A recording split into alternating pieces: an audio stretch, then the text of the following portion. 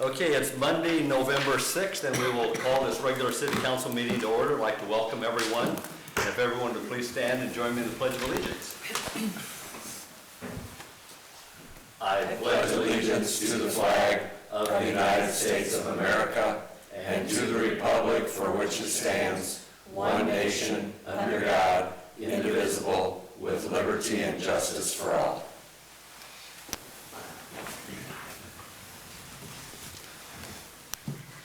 Roll call, Deb. Tyler? Don? Yes, here. Kathy? Here. Harley? Here. Brad? Here. Rodney? Here. Okay, I'd entertain a motion then to approve today's agenda. Move to approve. Second that. We have a motion from Harley, second from Brad. Any discussion? Roll call, Deb. Don?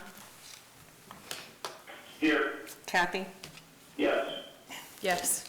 Harley? Yes. Brad? Yes. Rodney? Yes. Motion carried, thank you.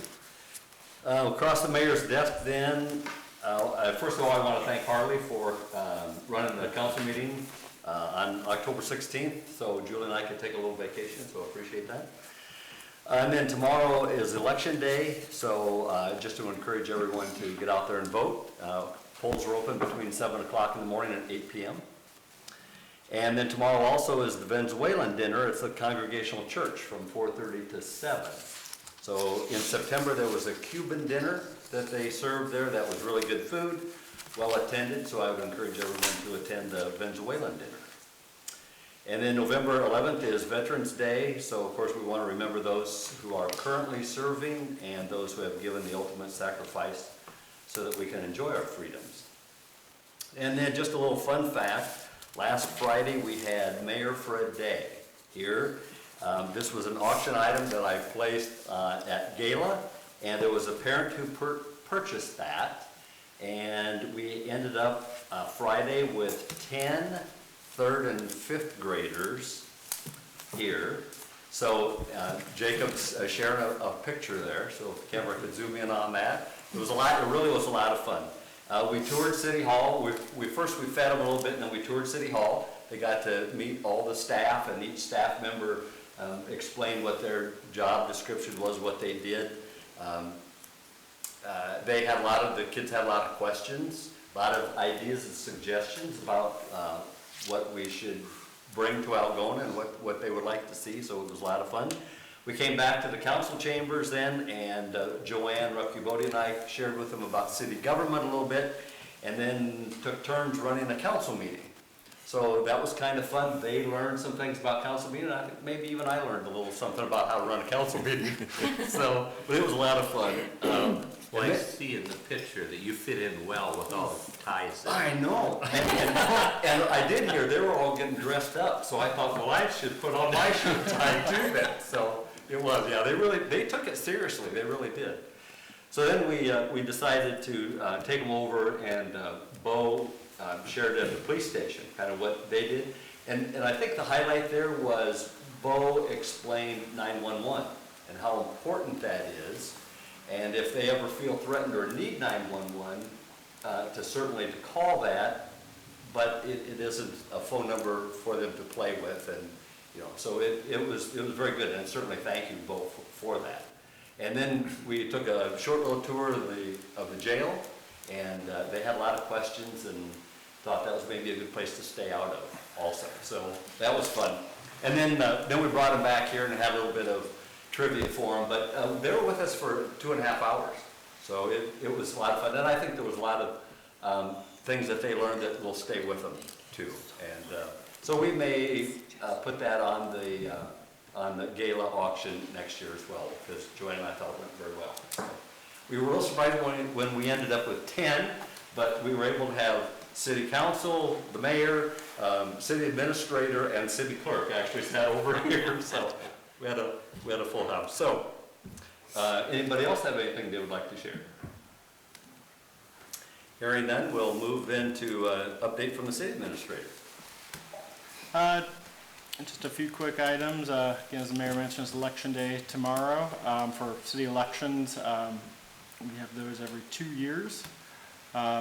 And then I wanted to share a new app that the Algona Public Library recently launched that I downloaded, got set up, and it seems to be pretty easy, but you can, if you have a library card, set up your account online and access a number of your resources through your phone, see if books are available, get those to check out. So that's a pretty neat new tool that the library here just rolled out.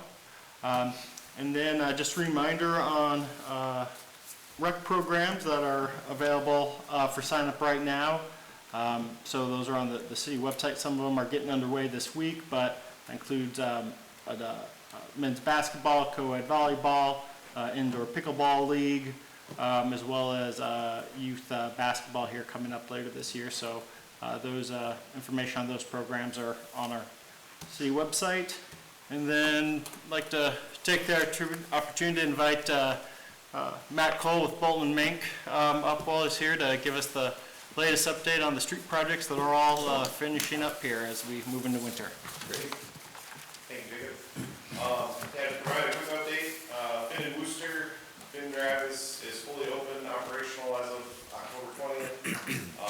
Only thing that remains on that is the final seeding. We would dormant seed that, kind of wait till the conditions allow, get that final seeded. Smith Street, the parking lot over by Maple Park Apartments was striped last week. Only thing we're up there again is the final seeding around that new parking lot area. Now, on that one, I know that they've always been kind of short on parking there, but restriping, you probably put enough handicapped in there that there wasn't any increase in parking, was there?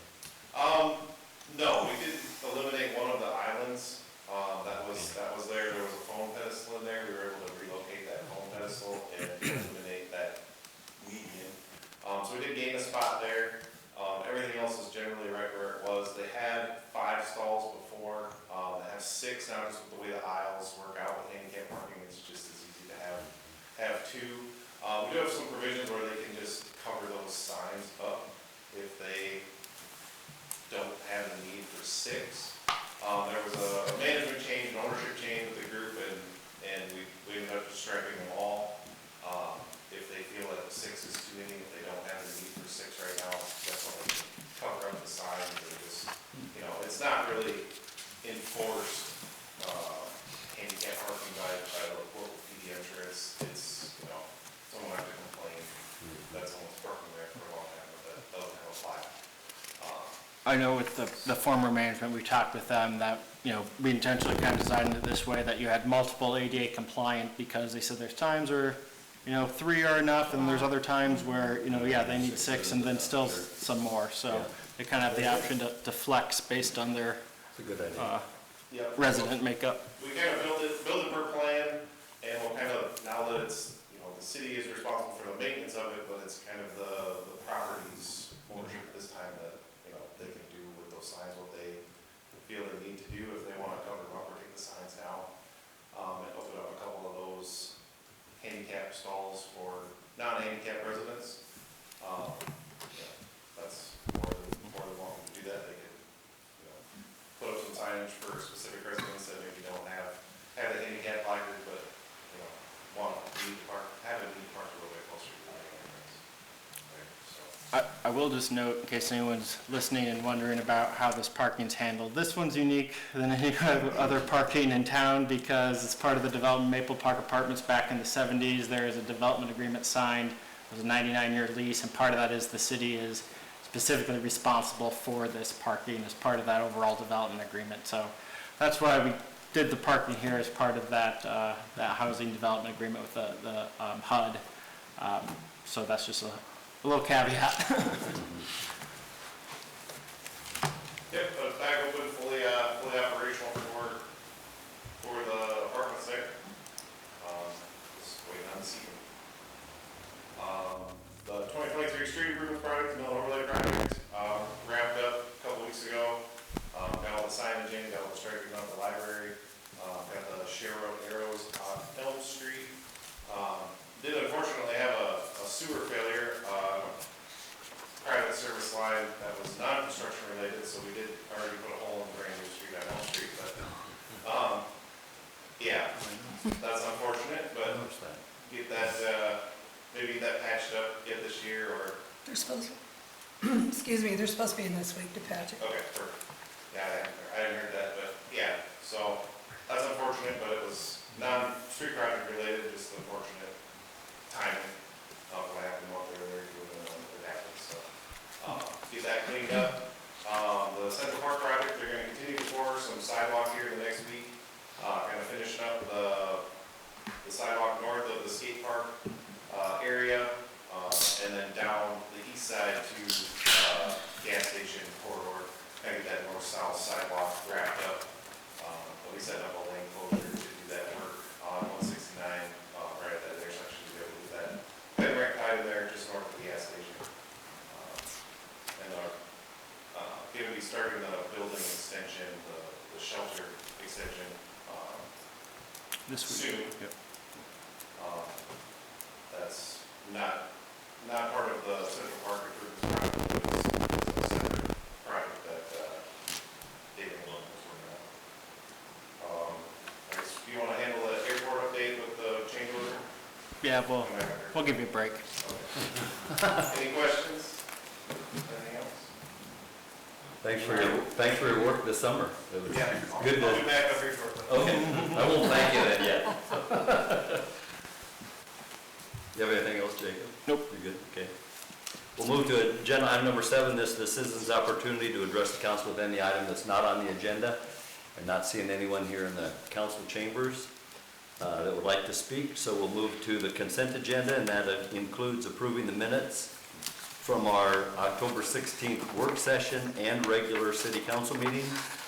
Approve the bills to be paid this cycle. Approve a special Class C retail alcohol license renewal for American Inn, and approve Jacob's administrator's report. Move to approve. Second. We have a motion and a second. Any discussion?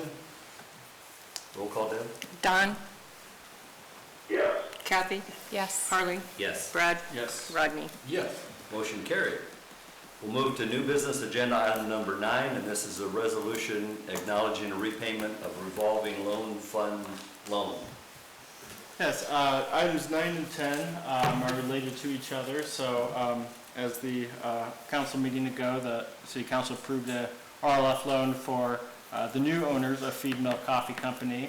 So Nick Graff, the former owner, has sold that, so it's happy to see it new ownership take over and continue that business and grow it. So with that, for the business, when it started in 2019, the city ended up having 2 loans on that project.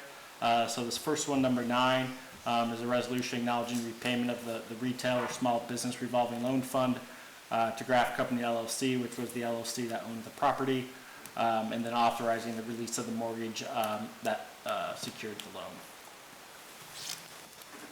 Motion to approve. Second. We have a motion from Rodney, second from Brad. Any discussion? Hearing none, vote please, Deb. Don, Yes. Kathy? Yes. Harley? Yes. Brad? Yes. Rodney? Yes. Motion carried. And then Jacob gave the summary on agenda item number 10. Yes, so this was a different RLF, but back in 2020, when the COVID-19 pandemic hit, the city had rolled out an emergency RLF program to help support businesses maintain operation until some of the other federal and state programs have been rolled out. So we had a number of restaurant and retail business take advantage of that. And again, with the sale of that business, that emergency RLF loan with Feed Mill Coffee Company has been repaid. So this acknowledges the repayment and releases the loan security. Move to approve. Second. We have a motion from Harley, second from Brad. Any discussion? Hearing none, vote please, Deb. Don, Yes. Kathy? Yes. Harley? Yes. Brad? Yes. Rodney? Yes. Motion carried. Thank you, and thank you, Nick, for repaying those loans. Agenda item number 11, this is a resolution approving a settlement agreement. One Stop Shop had failed a tobacco sale check earlier this year. So that is an item that's a violation under Iowa code. We handle those administratively locally. So first offense, it's a $300 fine. This resolution approves the settlement agreement for the fine. It acknowledges the sale of a cigarette or related tobacco products to a person under the age of 21. And just for new members, it's like the state takes the money unless we pass this, and then we get the money. Correct. So that's why we go to pass it. Correct. So move to approve. Second. We have a motion from Harley, a second from Kathy. Any discussion? Thank you for that clarification. Addition. Vote please, Deb. Don, Yes. Kathy? Yes. Harley? Yes. Brad? Yes. Rodney? Yes. Motion carried. Agenda item number 12, this is to approve the right-of-way permit for the Cassuth Drift Skippers. Annually, we get this application from the snowmobile group just seeking city approval of a recommendation to their annual permit for the DOT to groom a snowmobile trail along the Highway 18-169 right-of-ways there. So it's at no expense or maintenance of the city, just approves for the sake of the DNR's permitting process locally. They're optimistic we're going to have some snow this year. Feeling. Move to approve. Second. We have a motion from Brad, second from Rodney. Any discussion? Roll call, Deb. Don, Yes. Kathy? Yes. Harley? Yes. Brad? Yes. Rodney? Yes. Motion carried. Thank you. Agenda item number 13, this is a change order for the airport displacement runway extension project. Welcome back.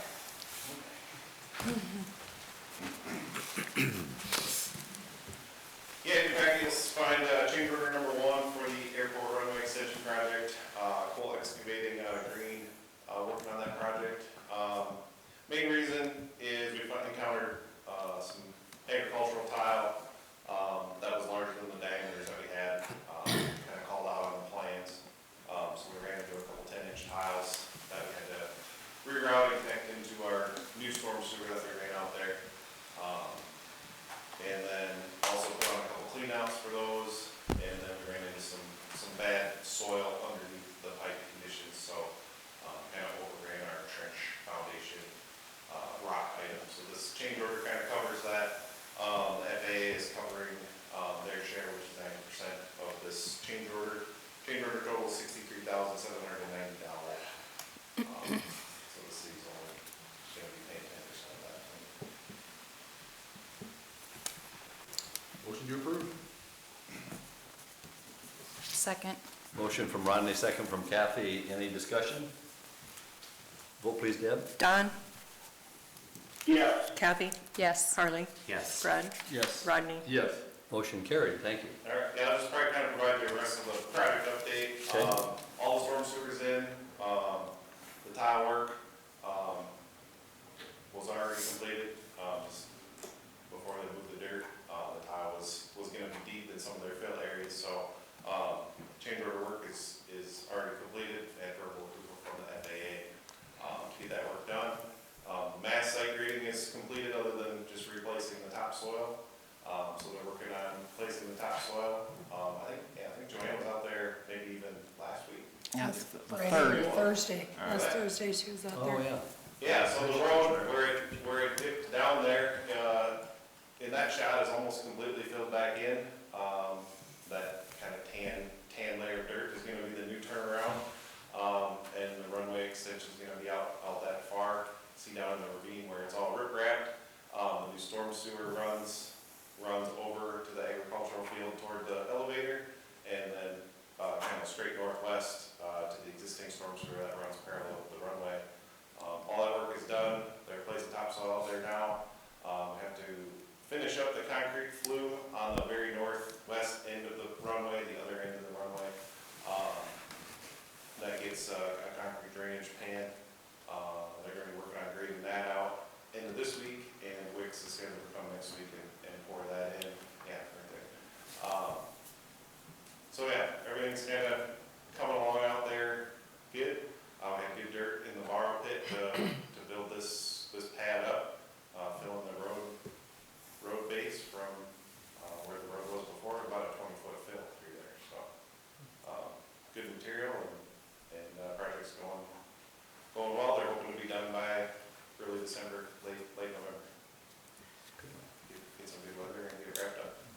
Matt, has the county been out yet with the road grader to make sure the turnarounds were big enough? Yep, Okay. yep, we can talk about that. They would actually like them a little bit deeper, but they're wide enough.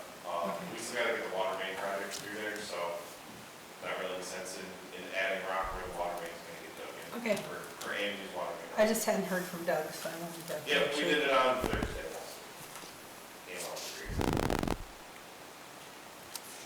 Where you had to reroute the tile, was that on the south side of the airport? We actually found tile kind of all over the place. But yeah, there is kind of just a natural ravine in the cornfield that's just on the right-hand side of that picture, coming from the south. So there was a 10-inch tile there that was actually deeper than our new storm sewer culvert pipe. That's just picking up surface drainage. That tile was about 6 feet in the ground. So we just ran that back to our manhole where it came up out of the ravine. Had plenty of depth to get to the ravine, obviously that's where it outletted before in some way, shape, or form. And then up kind of where that rock pile is, there was a couple shorter runs, one 10-inch and one 6-inch tile that we found kind of going into where the storm sewer kind of came and cut across the runway and then cut across the turnaround and got into that ravine. We abandoned all that pipe and got the new pipe rerouted out from under the paved surfaces and the future paved surfaces. If they ever extended that way farther. Yeah, always find stuff when you dig. Any other questions or anything? Okay, All right. thank you very much. Thank you. Yeah, thanks for all your work this summer too. Thank you. We'll move to agenda item number 14. This approves 2 tax abatement applications. We We had, approved the change order? Oh, I'm sorry. We already did, didn't we? Yeah, we Yeah. approved the change Okay, order, and then okay, Matt gave good. the rest of the update. Okay, Oh, okay. okay. all right, this approves 2 urban revitalization tax abatement applications. One's a residential exemption for addition to a home at 1621 East Linden Street, and the other is a commercial exemption under that program for an additional building constructed out by Federal Hybrid on East McGregor Street there, their new facility in town.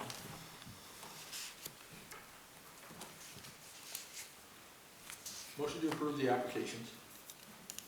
Second. We have a motion from Rodney, second from Brad. Any discussion? Vote please, Deb. Don, Yes. Kathy?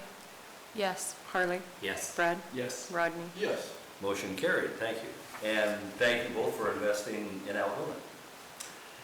Agenda item number 15, this is the first notification of term expiring, a future appointment for the Airport Commission. Josh Anundson, his term expires November 27th of this year.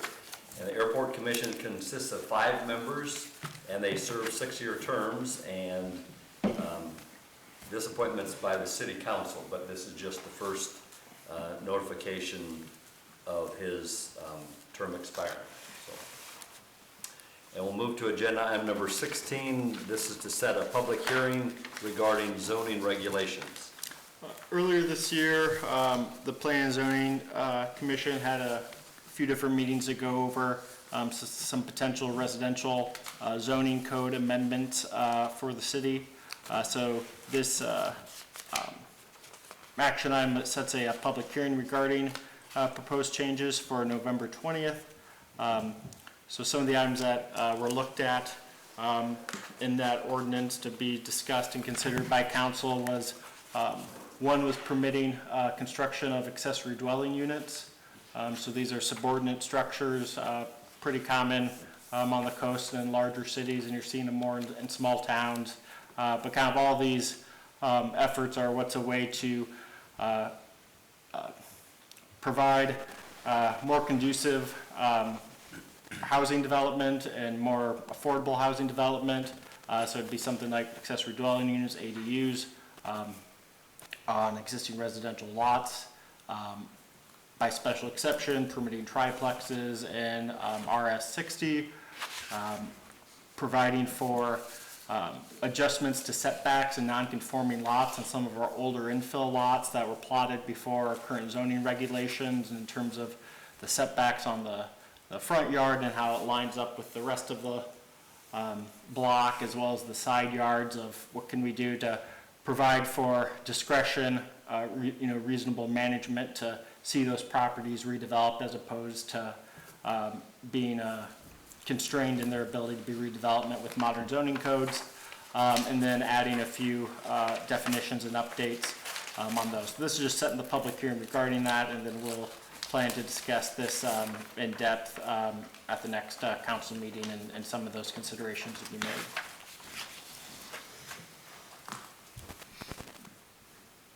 Motion to set public hearing. Second. Motion from Rodney, second from Brad. Any discussion? Hearing none, vote please, Deb. Don, Yes. Kathy, yes. Harley, Yes. Brad, Yes. Rodney. Yes. Motion carried, thank you. And agenda item number 17, our final agenda item, is to set a public hearing regarding the city zoning map amendment.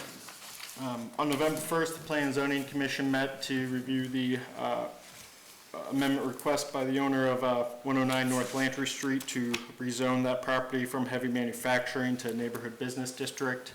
They recommended making that change, so this action item sets the public hearing on considering the first reading of that item for November 20th. Move to set. Second. We have a motion from Harley, second from Brad. Any discussion?